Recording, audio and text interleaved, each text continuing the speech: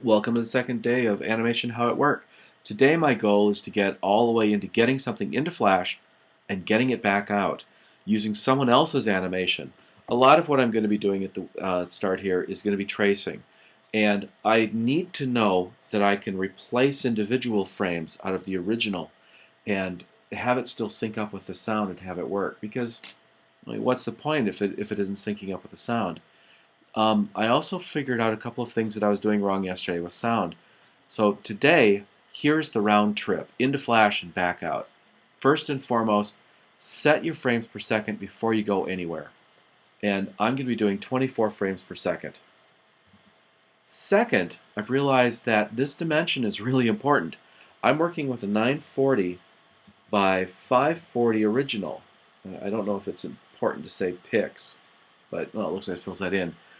If you don't specify the size of your original drawing of your working space, then you end up with only the upper left-hand quarter of the movie showing when you actually import it. If you're importing a large movie, like I am. Now, I could make the whole movie smaller, but I've decided not to. I've decided to go with the 940 by 540. Now, let's import that movie again. I still have the original, which is an .mov, QuickTime Movie. Been dreaming, I've been waiting to fly with those great ponies. Okay, so we got that. And in Flash, again, there's probably better ways of doing this, but this is what I'm doing for right now. I'm going to import my video, and step one, select the file. Hello, there we are. Step two, I'm going to embed the video, and note, embedded deployment is likely to cause audio synchronization issues. I think in a 4-second video, I don't need to worry about that. I'm okay with it. I want my symbol type to be an embedded video, and the symbol is this thing that I'm inserting. It's a Flash symbol. I want a separate audio track. It's 9 I want to o'clock. embed the entire video, because I want this clip to be the thing that I'm working with, and I want it to automatically expand the timeline. Sorry I'm a little slurry. I ended up having to go to the emergency room today. I'm okay. I just ended up with some pain medicine.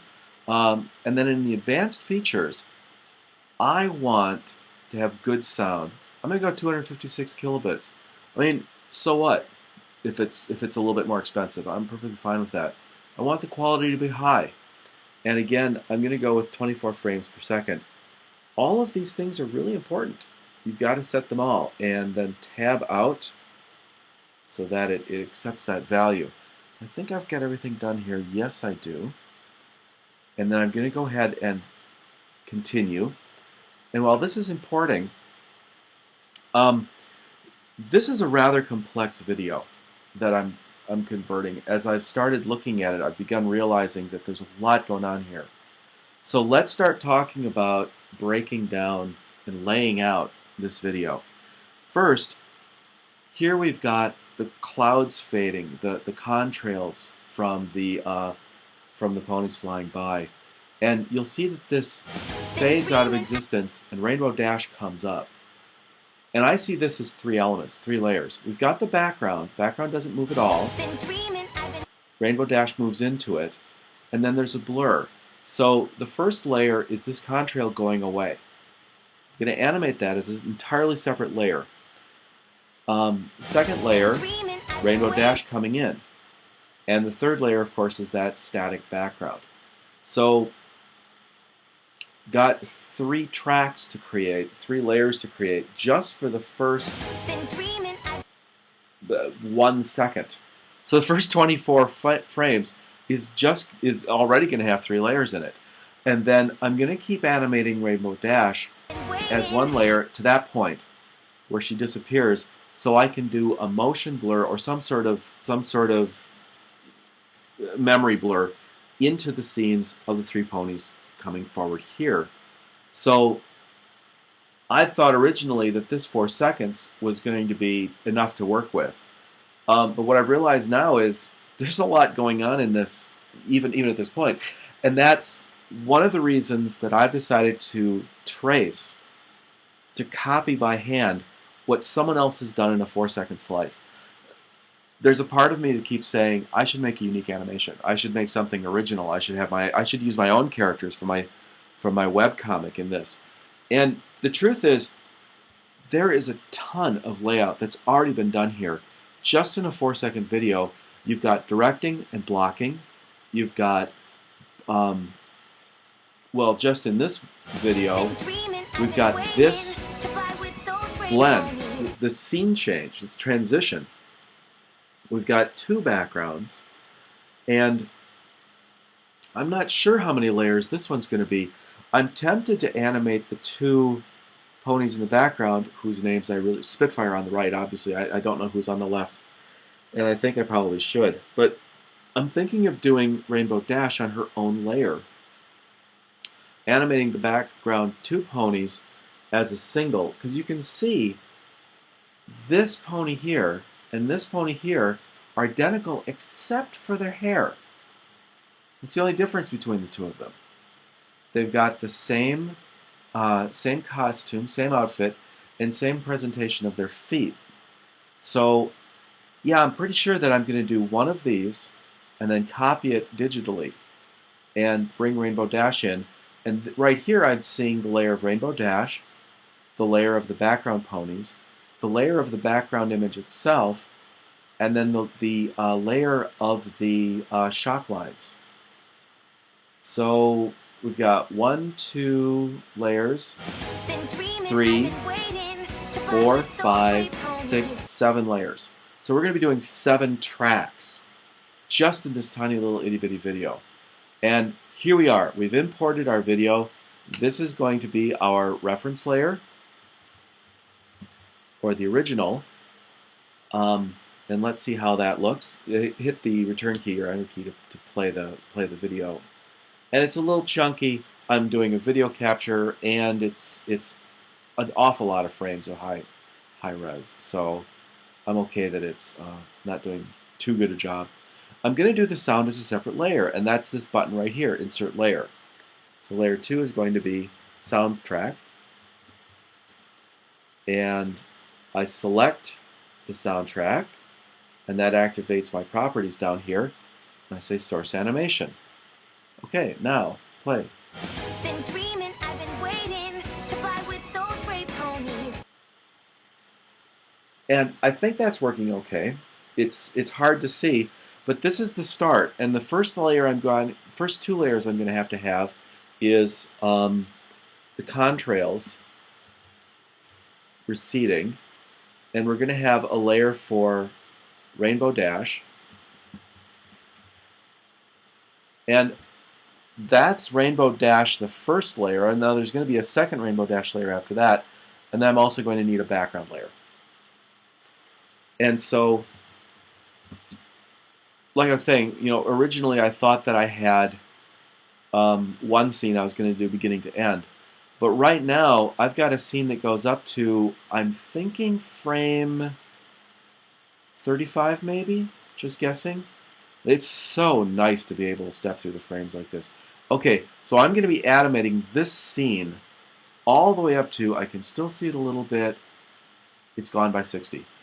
So this Rainbow Dash is going to have, oops, I might be making a mistake in trying to click this. I was thinking I could shorten this, just that. No, I don't know how to do that, so I'm going to give up on that. But for now, I'm just going to save this. So I'm saving this as animation. Oop. How it work. .fla. And then, this is the out part. I'm going to save this as, I'm going to export it as a movie. And here's the excitement. This is in and out. So I've gone all the way in, I'm coming all the way out, going to save it as a QuickTime video. Going to save it at the original size. See, this gets into materials. One of the difficulties with this is if I keep this size, I know that's larger than any piece of paper I ever work on. And I happen to know that 540 is exactly the width of the paper I'm going to be using. I'm going to put that in. I'll explain why later. Math's involved. But if you want to go into animation and you think you can get away with not knowing math, oh, dude, there is so much math in animation. It's essential. You've gotta work the math. So here we are. Let's see what we got. Been dreaming, I've been waiting to fly with those brave ponies. Gonna view that, blow it up a little bit, and again. Been dreaming, I've been waiting to fly with those brave ponies. I think we're okay. I think, oops, I'm not getting the size I want. I think that that's going to sync okay. Been dreaming, I've been waiting to fly with those brave ponies. It's not precise. It's not perfect. But I'm really happy with that. If I can do this in the month of October and get that level of quality, I'm going to be really chuffed. I'm going to be extremely pleased. And now, the next trick, okay? If you are someone who's following along and doing this yourself, get yourself a copy of Image Ready, because now we can open this Flash movie. So we've taken a movie from the internet, we've gotten it into Flash, we've broken it out at 24 frames per second. Then we exported a movie from Flash, again 24 frames per second. The original movie is actually 29 frames per second. 29.9 I think was the value I was seeing. Let me just take a quick look. Get info.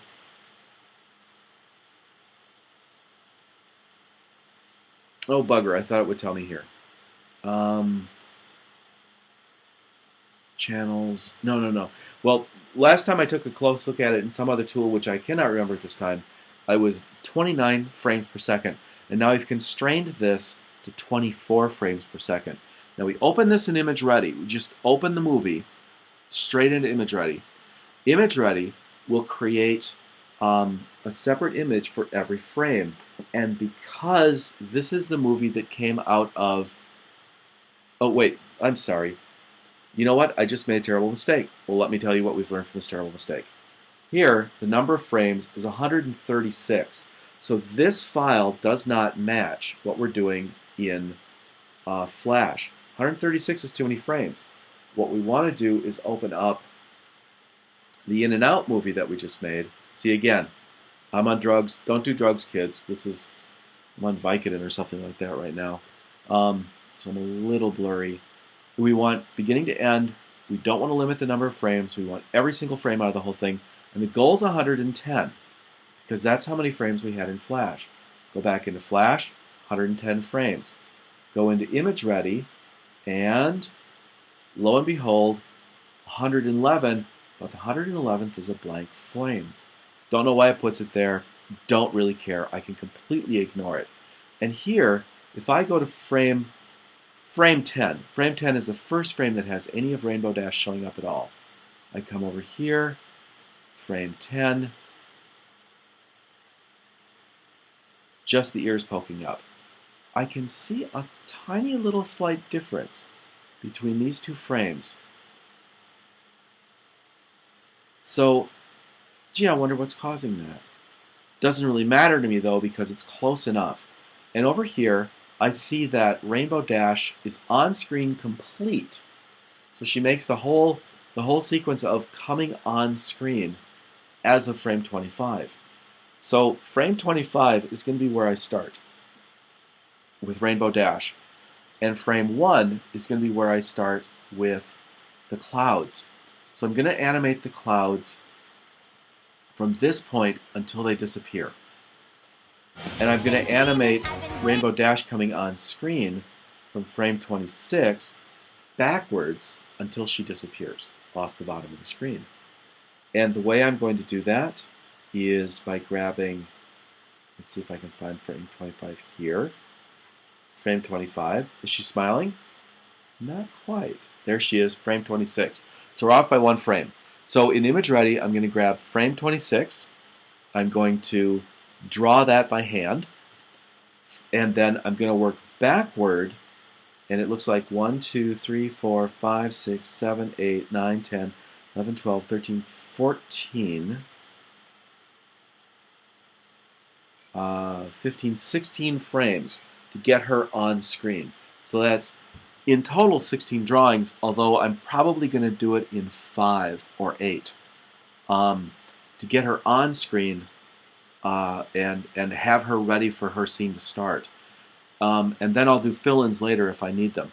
And for the clouds, I don't like the clouds. They're too dark. I want to bring them up a little bit. And so what I'm going to do, I think, is take some hints from other clouds that are in the series, especially these back here, and give them a little less of the diesel oil kind of look, and hopefully a little bit, oh, that's a great frame to use as an example, a little bit more of the My Little Pony dust clouds that they use. So I'll be making a few changes. And so when I do that, I've got 1 out to, and I believe 14, it's just almost gone, 15 almost gone, 16. So it looks like I've got about 16 frames both direction to do. And that'll be my first project to get Rainbow Dash on screen. And now, in Image Ready, here's the beautiful trick. I can export animation frames as files. And when I do this, this beautiful, magnificent tool is going to create for me, I like to add a 0 to the beginning of the file name so I can find it. This is something I've done a lot of because this is about making GIFs. And I actually prefer working with PNGs rather than GIFs. I don't need transparencies. I don't need metadata. And I better choose a source or it's just going to puke these all over the top of my desktop. So here's my original frames. And I will replace these frames as I work through them with my new frames. And there's going to be multiple tracks. One track for the clouds, one track for Rainbow Dash. So I'm going to have a total of a potential number of 32 frames that I'll have hand drawn. And tomorrow I start with frame 1. And I might work a little bit of Rainbow Dash, a little bit on the clouds, go back and forth. I think the clouds are going to be tedious and awful. And I'm going to save myself Rainbow Dash, cutie that she is, so that I have something to kind of motivate me to keep drawing when the clouds are driving me insane. And I will begin replacing frames here with those pencil animations. So that's it for today. We've gone in, we've gone out, and even though this is still working, you can see that it's loading up the frames that I'll be working with. And here's my very first reference frame, 26 for Rainbow Dash, and frame number 1 for the clouds. And these are the first 2 that I'll animate. Tomorrow I'm going to talk about tools. Oh, and I've got a little white box on the top of that. I wonder what that is. I wonder if I care. I don't think I do. Tomorrow I'll be talking about tools and materials. And thanks everyone for liking this and following this. And like I said, I'll just keep doing them day by day. And as much as I can, I'll share with you what I'm learning, so that if you would like to do something like this and you have access to these tools, which you will if you work at if you're going to school at MCAD or to any kinds of arts and design college, these tools are going to be waiting for you on any machine that's down in your lab. And if you're not in animation school, if you're not in art school, Flash is expensive, but I think it's worth it. I'm really becoming convinced that, especially with what's happening with the web, Flash is the way to go. And if you don't have Image Ready, then all I can say is, what has happened in your life that you don't need your own personal copy of Photoshop? Because I've had Photoshop since the 90s. I mean, it's like I buy BB Edit, I buy my operating system, I buy, regrettably, Word, because I need that for work, and I buy Photoshop. Now, I might be like 4 years behind, but there are some tools you can't get away without having. And if you're in school, take advantage of the tools you've got, because as soon as you get out of school, you can blow $1,000. Blow is not the right word, perhaps, but you'll go through $1,000 getting yourself set up just with the software you want for doing this kind of stuff. But I think that Flash, especially with the ability, if I had to choose between, well, okay, if I had to choose between Flash or say iMovie, I'd choose Flash. I just realized why I've got that white border. These aren't exactly the same size. That's what's happening. This movie is 960 by 540, not 940. So there you go. That's why the frames don't sync up. So they're okay. New mistake. So I'm going to make a note to myself, and I'll re-import this, and I'll do exactly what I did all over again. And every time I do it, I become more familiar with the tool, more familiar with where the clicks are. It's a little bit of a pain in the butt, but I'm animating. I mean, I'm at the point now where I can see that I'm going to scan in something and insert a frame, and that's pretty freaking awesome. That's pretty freaking awesome. Hope you're all having a good time. Talk to you later.